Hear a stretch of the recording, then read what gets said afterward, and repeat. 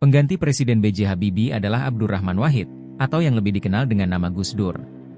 Ia terpilih sebagai Presiden keempat Indonesia dalam Sidang Umum MPR tahun 1999. Pemilihan ini merupakan hasil dari pemilu 1999, pemilu pertama yang lebih demokratis setelah era Orde Baru, dan menjadi bagian dari proses reformasi yang telah dimulai oleh Habibie.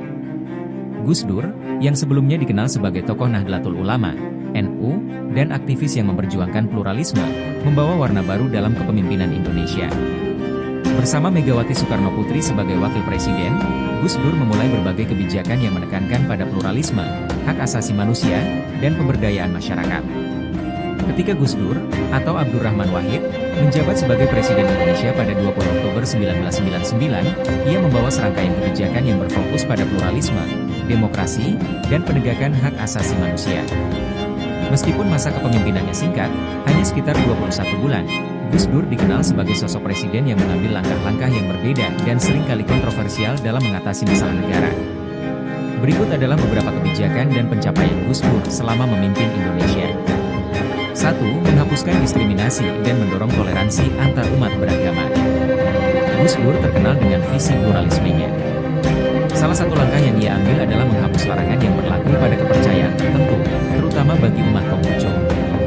Ia mengizinkan kembali perayaan Tahun Baru Imlek sebagai hari libur opsional dan membuka pintu bagi budaya Tionghoa untuk bebas diekspresikan di Indonesia. Di bawah kepemimpinannya, Imlek akhirnya dijadikan sebagai hari libur nasional oleh Presiden Megawati setelahnya. 2. Membubarkan Departemen Penerangan dan Departemen Sosial. Gus Dur menghapuskan Departemen Penerangan yang sebelumnya menjadi alat kontrol pemerintah atas media selama era Orde Baru. Ini adalah langkah penting untuk membuka kebebasan pers yang telah diperjuangkan selama masa reformasi. Selain itu, ia juga membubarkan Departemen Sosial yang dianggapnya tidak efektif dalam menjalankan fungsinya. 3. Upaya perdamaian dengan Aceh dan Papua. Untuk mengatasi konflik berkepanjangan di Aceh dan Papua, Gus Dur mengambil pendekatan damai dan dialog. Ia mengganti istilah Irian Jaya menjadi Di Papua, yang dianggap lebih menghormati identitas budaya masyarakat Papua. Ia juga mendukung penggunaan simbol-simbol daerah, seperti bendera dan lagu daerah, selama tidak dianggap sebagai tanda pemisahan diri. Di Aceh, ia memberikan otonomi khusus dan berupaya menciptakan dialog untuk mengurangi konflik yang sudah berlangsung lama. 4. Kebijakan otonomi daerah. Sebagai bagian dari proses reformasi, Gus Dur mendorong otonomi daerah agar pemerintah pusat tidak lagi memonopoli kekuasaan. Kebijakan ini memberikan wewenang lebih besar bagi daerah untuk mengatur dan mengelola sumber dayanya sendiri. Otonomi daerah bertujuan mengurangi ketimpangan antara pusat dan daerah, serta meningkatkan pelayanan publik yang lebih efektif dan dekat dengan rakyat. 5. Menghidupkan dialog antar golongan. Gus Dur berupaya membangun dialog lintas agama dan golongan, mengurangi ketegangan antara kelompok-kelompok yang berbeda, baik di bidang agama, suku, maupun ideologi. Ia juga mencoba menjalin hubungan lebih baik dengan berbagai pihak di dalam dan luar negeri, termasuk tokoh-tokoh minoritas dan kelompok marginal. Upayanya ini merupakan cerminan dari visi Gus Dur untuk menjadikan Indonesia sebagai negara yang menghargai keberagaman dan toleransi. 6. Reformasi dan kebijakan ekonomi. Meski fokusnya lebih pada politik dan sosial, Gus Dur juga berupaya membangun ekonomi yang lebih transparan dan terhindar dari praktik korupsi.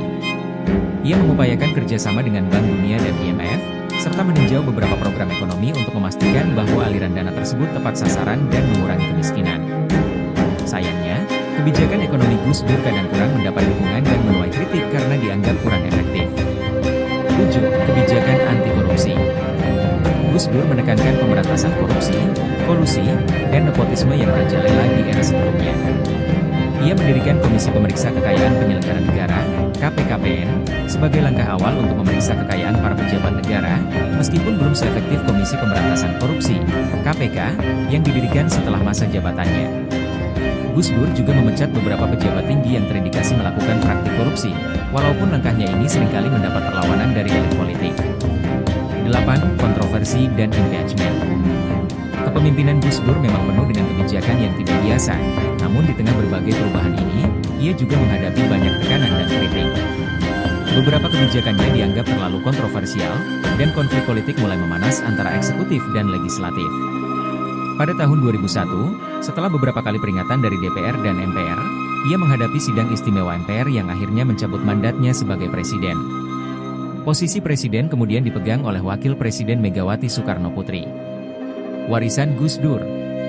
Meskipun Gus Dur memimpin dalam waktu yang singkat, gagasannya tentang pluralisme, toleransi, dan kebebasan berpendapat memberikan pengaruh besar dalam politik dan kehidupan sosial di Indonesia.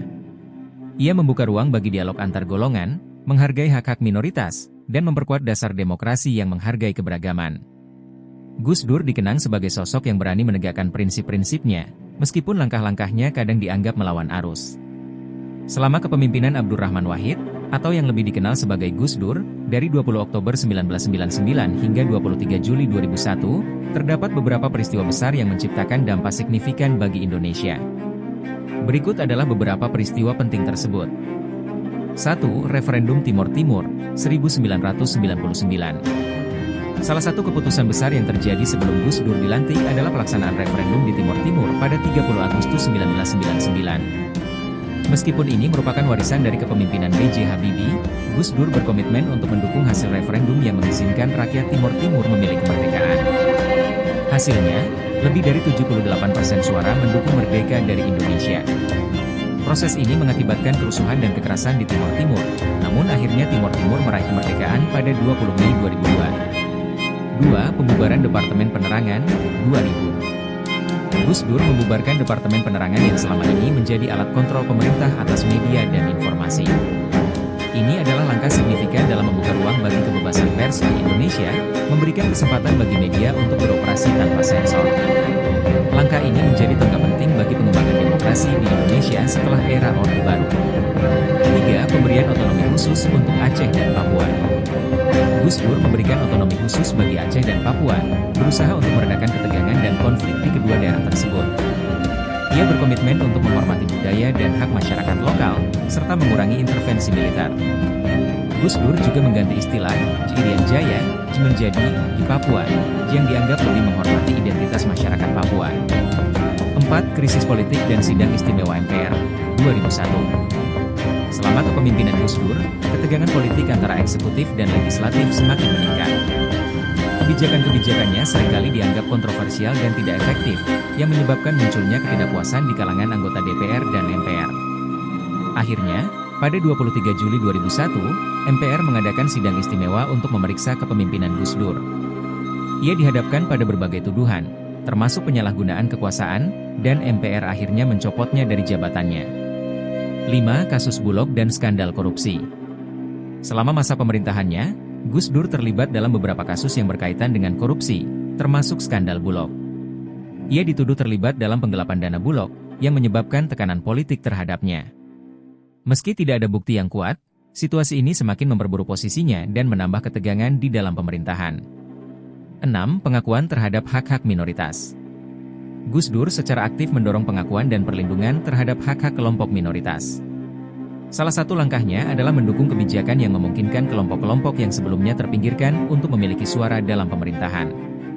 Ia dikenal sebagai advokat bagi komunitas Islam yang lebih moderat dan kelompok agama lainnya, memperjuangkan dialog antaragama di Indonesia. 7. Peristiwa Bom Bali, 2002.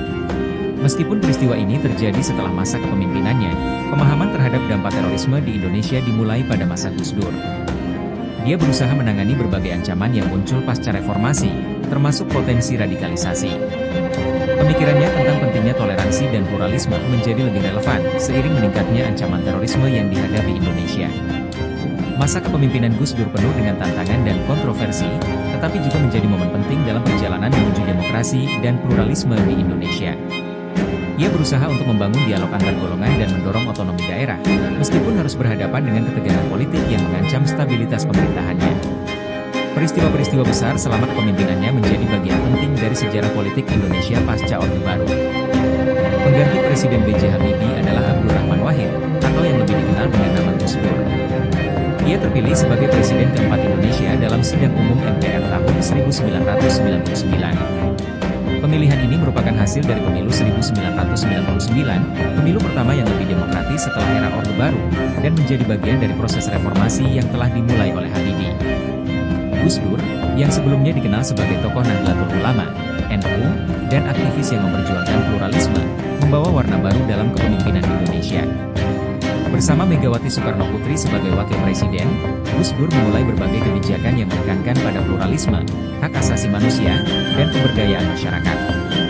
Ketika Gus Dur, atau Abdurrahman Wahid, menjabat sebagai Presiden Indonesia pada 20 Oktober 1999, ia membawa serangkaian kebijakan yang berfokus pada pluralisme, demokrasi, dan penegakan hak asasi manusia. Meskipun masa kepemimpinannya singkat, hanya sekitar 21 bulan, Gus Dur dikenal sebagai sosok presiden yang mengambil langkah-langkah yang berbeda dan seringkali kontroversial dalam mengatasi masalah negara. Berikut adalah beberapa kebijakan dan pencapaian Gus Dur selama memimpin Indonesia. 1. Menghapuskan diskriminasi dan mendorong toleransi antar umat beragama. Gus Dur terkenal dengan visi pluralismenya. Salah satu langkah yang ia ambil adalah menghapus larangan yang berlaku pada kepercayaan tertentu, terutama bagi umat Konghucu. Ia mengizinkan kembali perayaan Tahun Baru Imlek sebagai hari libur opsional dan membuka pintu bagi budaya Tionghoa untuk bebas diekspresikan di Indonesia. Di bawah kepemimpinannya, Imlek akhirnya dijadikan sebagai hari libur nasional oleh Presiden Megawati setelahnya. 2. Membubarkan Departemen Penerangan dan Departemen Sosial. Gus Dur menghapuskan Departemen Penerangan yang sebelumnya menjadi alat kontrol pemerintah atas media selama era Orde Baru. Ini adalah langkah penting untuk membuka kebebasan pers yang telah diperjuangkan selama masa reformasi. Selain itu, ia juga membubarkan Departemen Sosial yang dianggapnya tidak efektif dalam menjalankan fungsinya. 3. Upaya perdamaian dengan Aceh dan Papua. Untuk mengatasi konflik berkepanjangan di Aceh dan Papua, Gus Dur mengambil pendekatan damai dan dialog. Ia mengganti istilah Irian Jaya menjadi di Papua, yang dianggap lebih menghormati identitas budaya masyarakat Papua. Ia juga mendukung penggunaan simbol-simbol daerah, seperti bendera dan lagu daerah, selama tidak dianggap sebagai tanda pemisahan diri. Di Aceh, ia memberikan otonomi khusus dan berupaya menciptakan dialog untuk mengurangi konflik yang sudah berlangsung lama. 4. Kebijakan otonomi daerah. Sebagai bagian dari proses reformasi, Gus Dur mendorong otonomi daerah agar pemerintah pusat tidak lagi memonopoli kekuasaan. Kebijakan ini memberikan wewenang lebih besar bagi daerah untuk mengatur dan mengelola sumber dayanya sendiri. Otonomi daerah bertujuan mengurangi ketimpangan antara pusat dan daerah, serta meningkatkan pelayanan publik yang lebih efektif dan dekat dengan rakyat. 5. Menghidupkan dialog antar golongan. Gus Dur berupaya membangun dialog lintas agama dan golongan, mengurangi ketegangan antara kelompok-kelompok yang berbeda, baik di bidang agama, suku, maupun ideologi. Ia juga mencoba menjalin hubungan lebih baik dengan berbagai pihak di dalam dan luar negeri, termasuk tokoh-tokoh minoritas dan kelompok marginal. Upayanya ini merupakan cerminan dari visi Gus Dur untuk menjadikan Indonesia sebagai negara yang menghargai keberagaman dan toleransi. 6. Reformasi dan kebijakan ekonomi. Meski fokusnya lebih pada politik dan sosial, Gus Dur juga berupaya membangun ekonomi yang lebih transparan dan terhindar dari praktik korupsi. Ia mengupayakan kerjasama dengan Bank Dunia dan IMF, serta meninjau beberapa program ekonomi untuk memastikan bahwa aliran dana tersebut tepat sasaran dan mengurangi kemiskinan.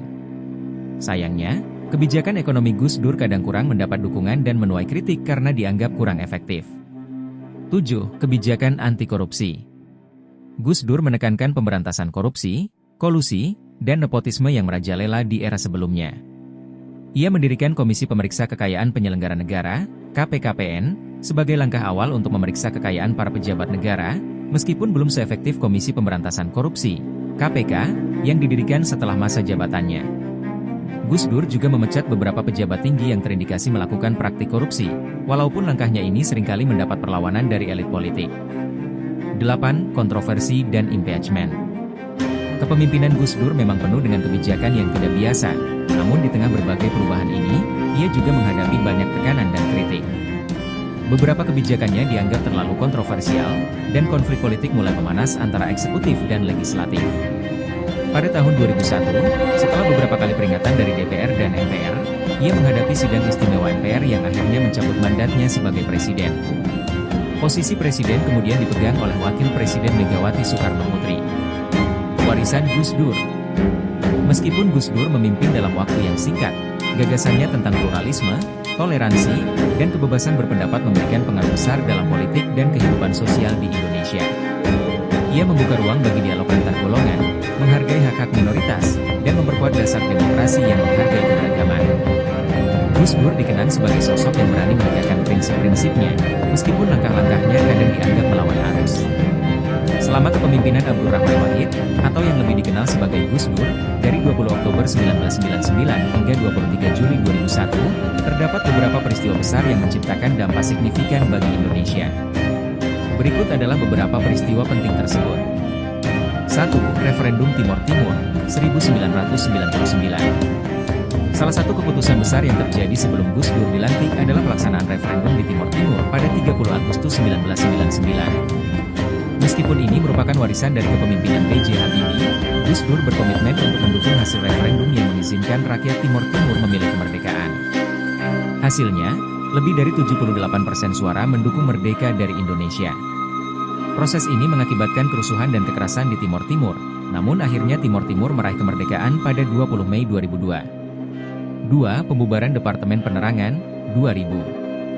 Gus Dur membubarkan Departemen Penerangan yang selama ini menjadi alat kontrol pemerintah atas media dan informasi. Ini adalah langkah signifikan dalam membuka ruang bagi kebebasan pers di Indonesia, memberikan kesempatan bagi media untuk beroperasi tanpa sensor. Langkah ini menjadi tonggak penting bagi pengembangan demokrasi di Indonesia setelah era Orde Baru. 3. Pemberian otonomi khusus untuk Aceh dan Papua. Gus Dur memberikan otonomi khusus bagi Aceh dan Papua, berusaha untuk meredakan ketegangan dan konflik di kedua daerah tersebut. Ia berkomitmen untuk menghormati budaya dan hak masyarakat lokal, serta mengurangi intervensi militer. Gus Dur juga mengganti istilah Irian Jaya menjadi Ji Papua, yang dianggap lebih menghormati identitas masyarakat Papua. 4. Krisis politik dan sidang istimewa MPR, 2001. Selama kepemimpinan Gus Dur, ketegangan politik antara eksekutif dan legislatif semakin meningkat.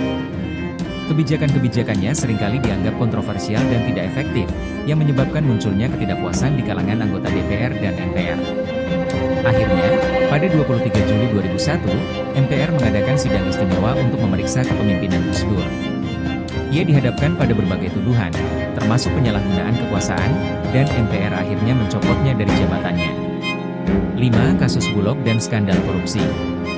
Selama masa pemerintahannya, Gus Dur terlibat dalam beberapa kasus yang berkaitan dengan korupsi, termasuk skandal Bulog.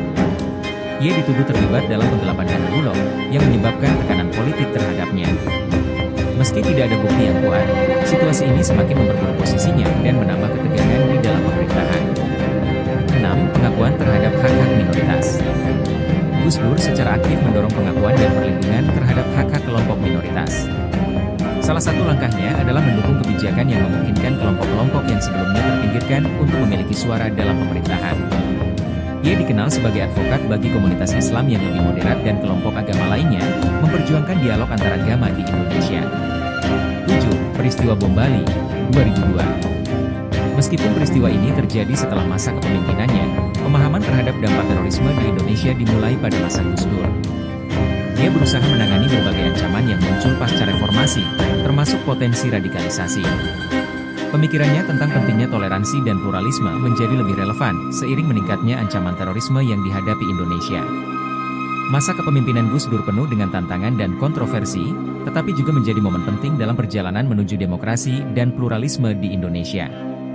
Ia berusaha untuk membangun dialog antar golongan dan mendorong otonomi daerah, meskipun harus berhadapan dengan ketegangan politik yang mengancam stabilitas pemerintahannya. Peristiwa-peristiwa besar selama kepemimpinannya menjadi bagian penting dari sejarah politik Indonesia pasca Orde Baru.